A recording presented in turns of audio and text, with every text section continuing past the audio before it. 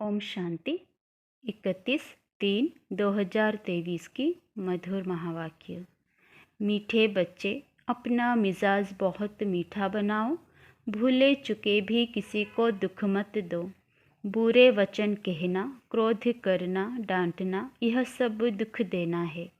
प्रश्न: माया बच्चों की परीक्षा किस रूप में लेती है? उस परीक्षा में अडोल रहने की विधि क्या है? उत्तर: मुख्य परीक्षा आती है काम और क्रोध के रूप में। यह दोनों मुश्किल ही पीछा छोड़ते हैं। क्रोध का भूत घड़ी घड़ी दरवाजा खड़काता है, देखता है यह कहाँ भों भों तो नहीं करते। अनेक प्रकार के तूफान दीपक को हिलाने की कोशिश करते हैं। इन परीक्षाओं में अडोल रहने के लिए एक सर्वशक्तिमान बाप से योग रखना है। अंदर खुशी के नगाड़े बजते रहें। ज्ञान और योग बल ही इन परीक्षाओं से पास करा सकता है। गीत: निर्बल की लड़ाई बलवान से। ओम शांति। बच्चे समझते हैं और बाप भी समझाते हैं कि तुम फिर से आए हो पारलौकिक बाप के पास, और सब हैं लौकिक बाप। यहाँ है सब आसुरी बुद्धि, सतयुग में है दैवी बुद्धि। आसुरी के बाद फिर देवी जरूर बनना है। आसुरी और देवी, पतित और पावन में फर्क बहुत है। तुम जानते हो हम पावन थे, फिर रावण ने पतित बनाया है। अभी फिर बाप द्वारा हम फिर से पावन दुनिया का वर्षा ले रहे हैं, सतयोगी राज्य भाग्य का, वह भी 21 जन्मों के लिए।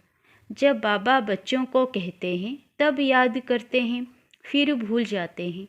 जो बात याद रहती है वह फिर औरों को समझाने के लिए दिल टपकती है। याद नहीं होगी तो दिल टपकेगी नहीं, फिर वह खुशी की उछल नहीं आएगी, मुरझाई हुई शक्ल दिखाई देगी। अभी तुम जानते हो हम फिर से गवाया हुआ सतयुग का राज्य भाग्य ले रहे हैं। वह जो क्रिश्चियन से राज्य गवाया था वह तो ले लिया, परंतु माया ने हमारा राज्य छीना है। यह कोई को पता नहीं है। क्रिश्चियन से तो राज्य ले लिया हठ से, भूख हड़ताल आदि करके। यहाँ तो वह कोई बात नहीं। तुम्हारी दिल में है हम 5000 वर्ष पहले मुआफिक फिर से राज्य भाग्य प्राप्त करते हैं, बाप की श्रीमत पर चलने से। इसमें तलवार आदि कुछ भी चलाने की मत नहीं देते। कहते हैं बच्चे स्वीट टेम्पर बनो, बहुत मीठे बनो। सतयुग में शेर बकरी भी इकट्ठे जल पीते थे, एक दो के प्यार में रहते थे। दुख का वार नहीं होता, यहाँ दुख का वार बहुत होता है। काम कटारी चलाना यह भी दुख का वार है। किसी को बुरे वचन कहना व क्रोध करना, डांटना, यह भी दुख देना है। बाप कहते हैं किसी को भी यह दुख नहीं देना है। अपना मिजाज बहुत मीठा बनाओ। भूले चूके भी दुख देने का काम नहीं करो। श्री कृष्ण के लिए कहते हैं इतनी रानियों को भगाया, तो भी कहते हैं भगाया सुख देने के लिए। अभी तुम समझ गए हो श्री कृष्ण की बात नहीं है। भागवत के साथ गीता का, गीता के साथ फिर महाभारत लड़ाई का कनेक्शन है। अभी वही संगम युग है। श्री कृष्ण का तो नाम ही नहीं। श्री कृष्ण की राजधानी है सतयुग में। श्री कृष्ण ने कोई पतित को पावन बनाने के लिए कभी राखी नहीं बांधी। यह है पतित को पावन बनाने का उत्सव। सो तो पतित पावन परमात्मा ही है ना कि श्री कृष्ण।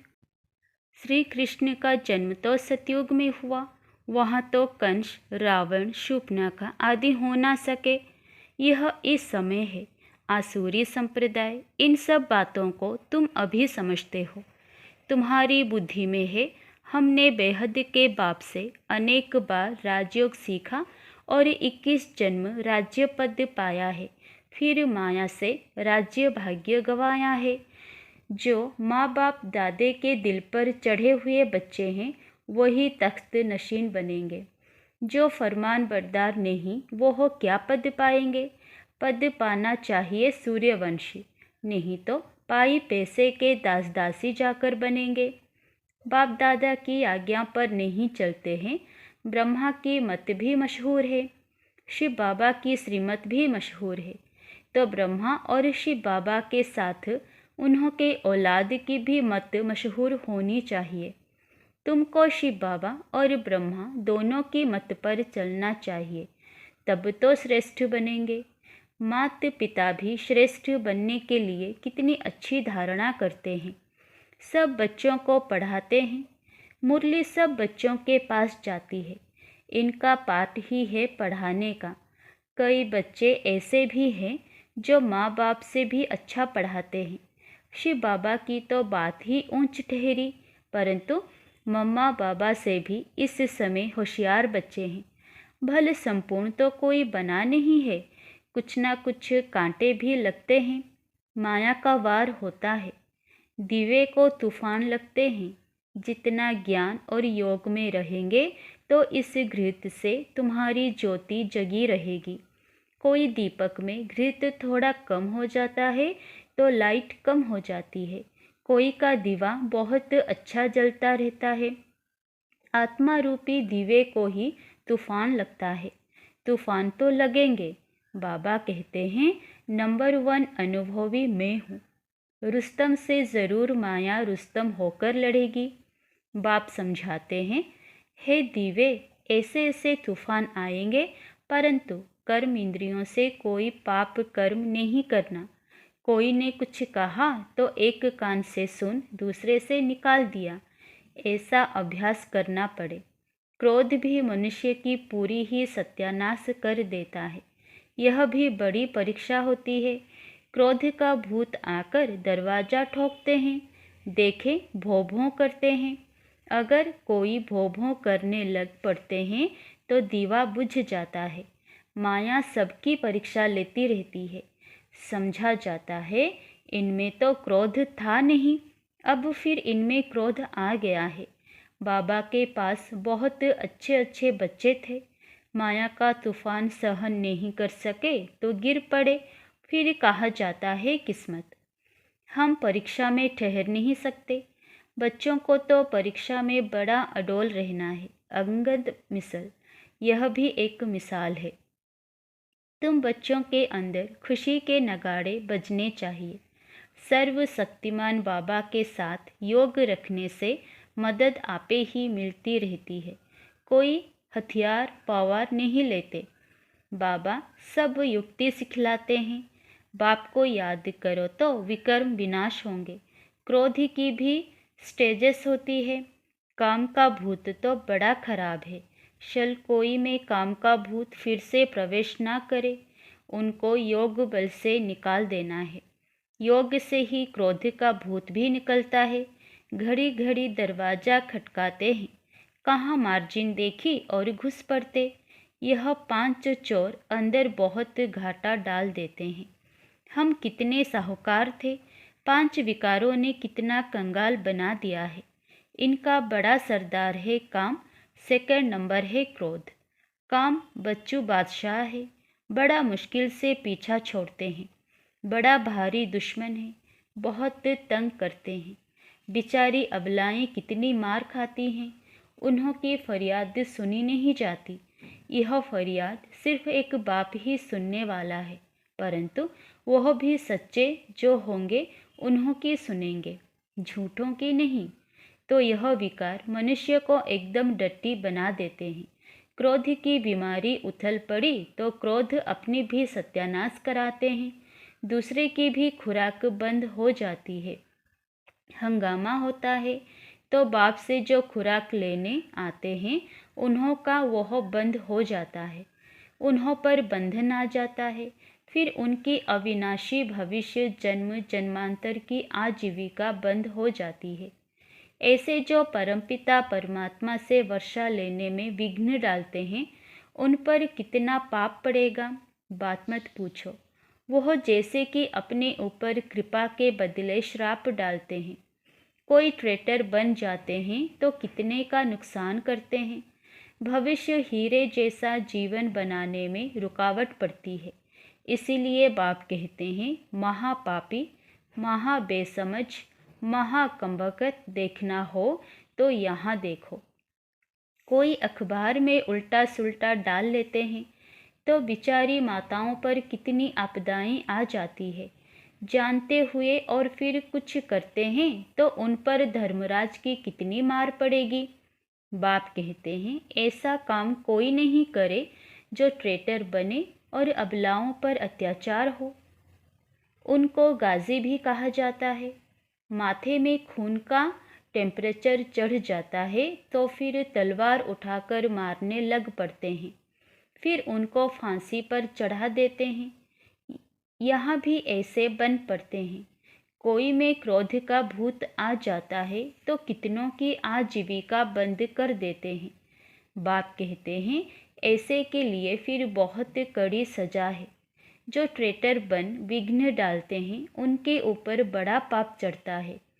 चढ़े तो चाखे वैकुंठ रस, गिरे तो एकदम चकनाचूर। या तो वैकुंठ का मालिक या तो नौकर चाकर। ऐसा काम जो करेगा तो इतना ही पाप आत्मा भी बनेगा। बहुतों को दुख देने के निमित्त बन जाते हैं। बाबा को तरस पड़ता है, माताओं का तो रिगाड़ रखना है। वंदे मातरम गाई जाती है। बाप आकर कलश माताओं पर रखते हैं। उन पर अत्याचार बहुत होते हैं तो सिकिलधे बच्चों को मदद बहुत देनी चाहिए। अगर कोई मदद के बदले और ही उल्टा काम करते हैं तो कितना नुकसान हो जाएगा। बहुत सपूत बनना है, असुर को देवता बनाना है। बाबा तुम्हारा जीते जी नया चित्र बनाते हैं।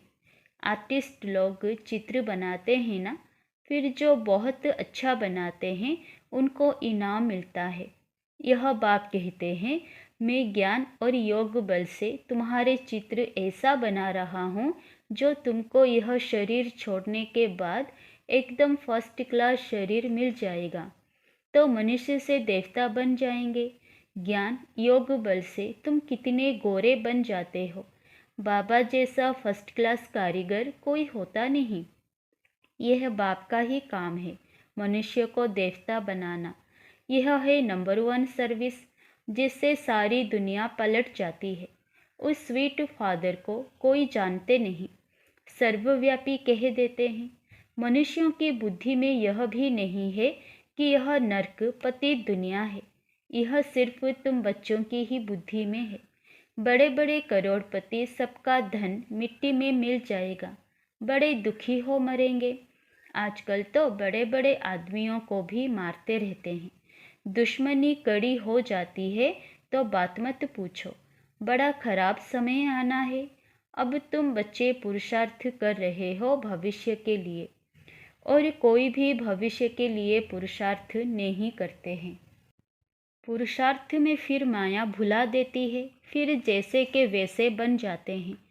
माया एकदम मुंह फेर देती है, इसलिए बहुत संभाल करनी है। जितना हो सके खुशी से बाबा को याद करना है। हम बाप से 21 जन्म सुख का फिर से वर्षा ले रहे हैं। बाप को याद करने से खुशी होगी। वह इन आँखों से महल आदि देखते हैं तब खुशी होती है। तुम दिव्य दृष्टि से अथवा ज्ञान के तीसरे नेत्र से जानते हो कि हम बाप से सदा सुख का वर्षा लेते हैं। अगर बाप की मत पर चलेंगे तो सावधान तो करते रहते हैं। बच्चे श्रीमत पर बहुत मीठे बनो, चुप रहो और बाप को याद करो। तुम बच्चों जैसा सौभाग्यशाली इस सृष्टि पर कोई नहीं है। तुम स्वर्ग का मालिक बनते हो, वहाँ बड़ा सुख है। यह भी जानते हैं राजयोग वही सीखेंगे जो कल्प पहले सीखे होंगे। तुम देखते हो पंडे सर्विस कर फूलों को व कलियों को बागवान के पास ले आते हैं, फिर उन्हों को सर्विस की आफरीन भी मिलती है। ज्ञान है बहुत सहज। इस जीवन को मोस्ट वैल्यूएबल कहा जाता है। पत्थर से हीरे जैसा गरीब से साहूकार बनाते हैं। गाया हुआ भी है, अतीन्द्रिय सुखमय जीवन गोप गोपियों से पूछो। कौन से गोप गोपियाँ? जैसे बाबा ने सुनाया, यह बड़ी लॉटरी। बाप स्वर्ग का रचयिता है तो बाप और स्वर्ग को याद करना बहुत सहज है। विश्व का मालिक बनना कम बात थोड़े ही है।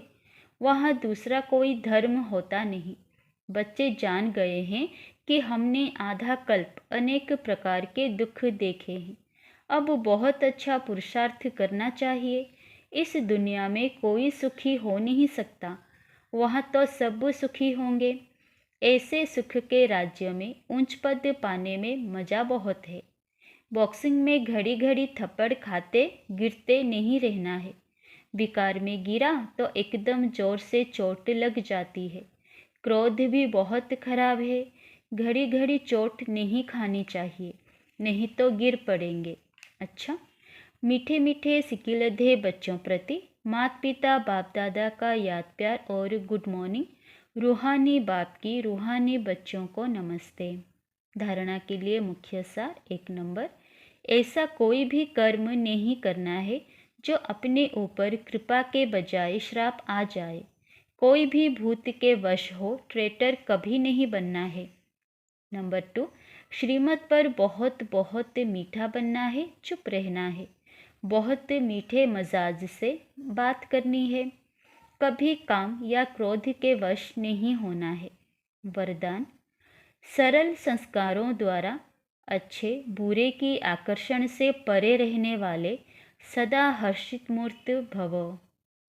अपने संस्कारों को ऐसा इजी सरल बनाओ तो हर कार्य करते भी इजी रहेंगे। यदि संस्कार टाइट हैं तो सर्कमस्टेंस भी टाइट हो जाते हैं। संबंध संपर्क वाले भी टाइट व्यवहार करते हैं। टाइट अर्थात खींचातान में रहने वाले। इसीलिए सरल संस्कारों द्वारा ड्रामा के हर दृश्य को देखते हुए अच्छे और बुरे की आकर्षण से परे रहो। ना अच्छाई आकर्षित करे और ना बुराई, तब हर्षित रह सकेंगे। स्लोगन, जो सर्व प्राप्तियों से संपन्न है वही इच्छा मात्रम अविद्या है। अच्छा, ओम शांति।